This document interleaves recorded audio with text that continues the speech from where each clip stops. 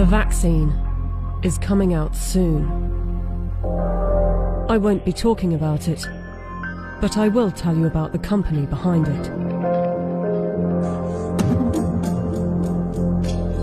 The UK government has purchased 30 million doses of COVID mRNA vaccine from a company called Pfizer.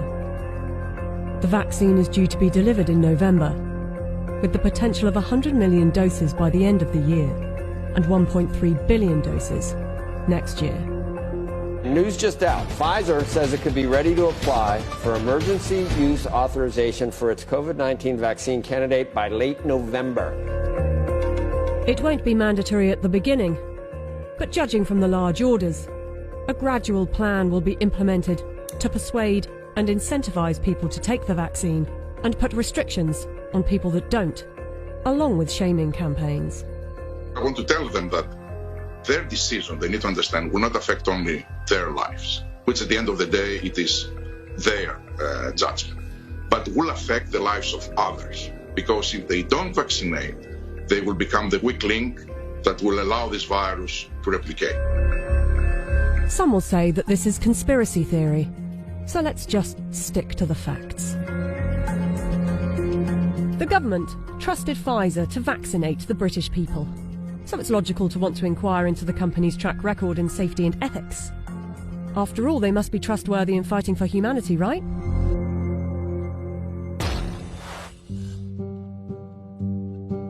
Pfizer made itself one of the largest pharmaceutical companies in the world by purchasing its competitors and through aggressive marketing tactics.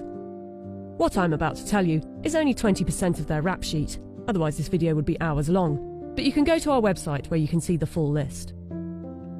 Pfizer received the biggest criminal fine in US history as part of a $2.3 billion settlement with federal prosecutors for mispromoting medicines and for paying kickbacks to compliant doctors.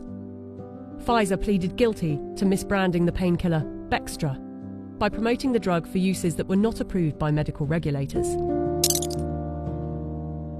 In the 90s, they were involved in defective heart valves that led to the deaths of more than 100 people.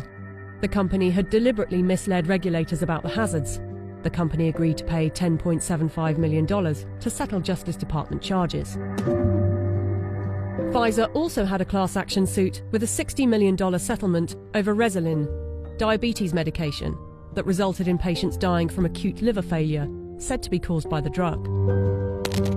In the UK, they have been fined nearly £90 million by the UK's competition watchdog for unfair pricing to the NHS after hiking up the cost of an anti-epilepsy drug by 2,500%, charging the taxpayer an extra £48 million than the actual price, which is $2 million per year.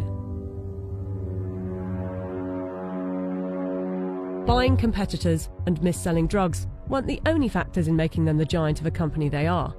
Their special relations with doctors and medical professionals has also helped. In 2004, Pfizer's subsidiary agreed to pay $430 million to resolve criminal charges that it paid physicians to prescribe its epilepsy drug, Neurontin, to patients with ailments for which the medication was not approved. In 2010, a federal jury found that Pfizer committed racketeering fraud in its marketing of the drug. Pfizer disclosed that during a 6-month period the previous year, it had paid $20 million to some 4,500 doctors and other medical professionals for speaking on the company's behalf. In 2012, the US Securities and Exchange Commission announced that it had reached a $45 million settlement with Pfizer to resolve charges that its subsidiaries had bribed overseas doctors and other healthcare professionals to increase foreign sales. But some of you might say they are a business and they don't get to make billions a year by not being competitive. They're still trying to help humanity.